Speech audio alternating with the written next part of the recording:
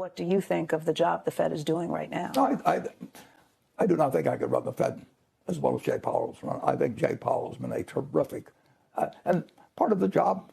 Well, look at Paul Volcker back in the 1980s. I mean, people were sending him. You know, I mean, he needed Secret Service protection and everything else. But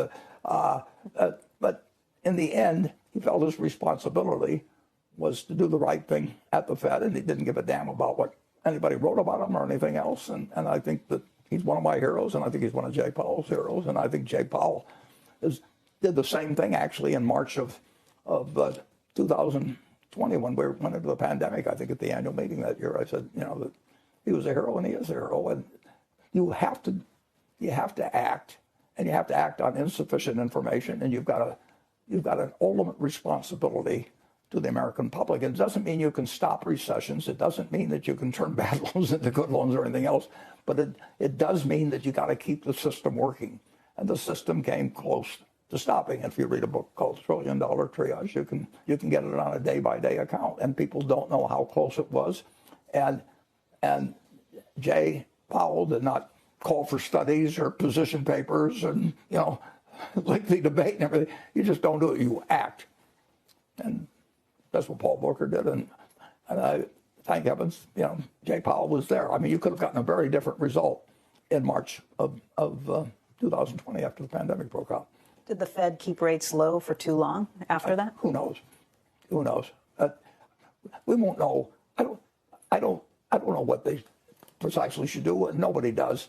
And they follow conventional wisdom and all of that, and sometimes it works out and sometimes it doesn't. But since 1942, you know, we've made all kinds of mistakes in this country, and we'll continue to make them. But somehow the system works pretty damn well. I'd rather own stocks than bonds over many years. I'd rather own part of America than try to squirrel my money away some other place. I thought, you know, maybe in Switzerland, Credit Suisse or something like that. It just people are. They don't really get any wiser about this sort of thing. Somebody else fire, they're going to run for the door. I mean, it's built into fear. Is so easy to arouse in people. And you talk about fear about their money, and they don't really understand the system necessarily or anything of the sort. And they can actually, by their own actions, then create what they were afraid of. It's a very interesting phenomenon, and it actually. Yeah, my dad hated Franklin D. Roosevelt, but so I grew up. First 10 years of my life, I couldn't get dinner unless I said something nasty about Roosevelt or something. But over the years, you know, when Roosevelt said the only thing we have to fear is for ourselves, he was 100% right.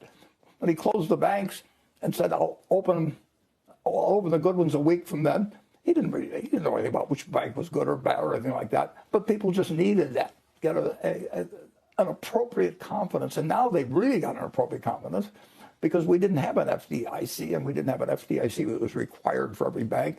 A lot of banks fought the idea. And now we've got a system that works, but people are still scared when they get scared.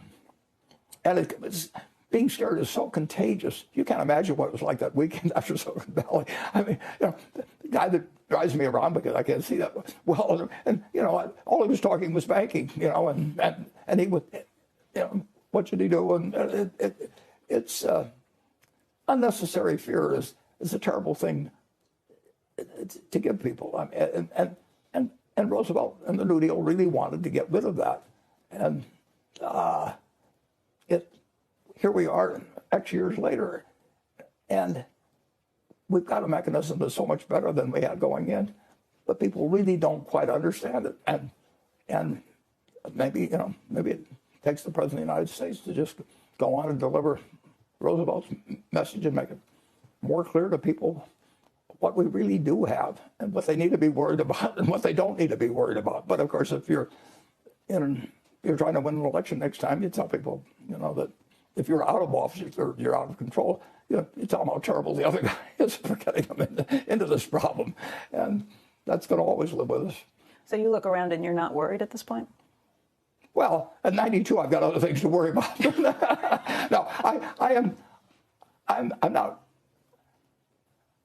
I don't worry about our ability there's things I worry about. Sure, I worry about the nuclear threat. I worry about a pandemic in the future and all kinds of things. But I don't worry about them because I can't do anything about them. But I actually, that's what I originally thought my money could be best used for. But I don't know any answers now after 40 or 50 years of thinking that way. I'm not. I don't worry about. No, I don't. I never go to bed worried about Berkshire. And I will handle things. If I'm worried about Berkshire, I should figure out something different to do about what Berkshire is doing. But Berkshire is my responsibility, and I think I was very, very, very lucky that Berkshire happened to be in America, and I happened to be an American. I was born in 1930, and I've been in a golden age ever since I was born. The GDP per capita is up like sixfold or sevenfold in one person's lifetime. There's never been anything like that in the history of mankind, and so. We love to complain about wherever we are, but most people don't work on Saturdays and don't work on Sundays, and when I was a kid, everybody worked on Saturdays, and the world has changed so much for the better in terms of how well off people are compared to any other time in history. If I'd been born 150 years ago and I went to the dentist, they'd pour whiskey down me and all kinds of, there's just all kinds of improvements. But it's man's nature to be dissatisfied, and politics does stir that up. And you've got to say, if you're out of power, that the other guy is screwing up and you could do better, and that's just built into the system. But that was the case when I was a kid, and it's the case today.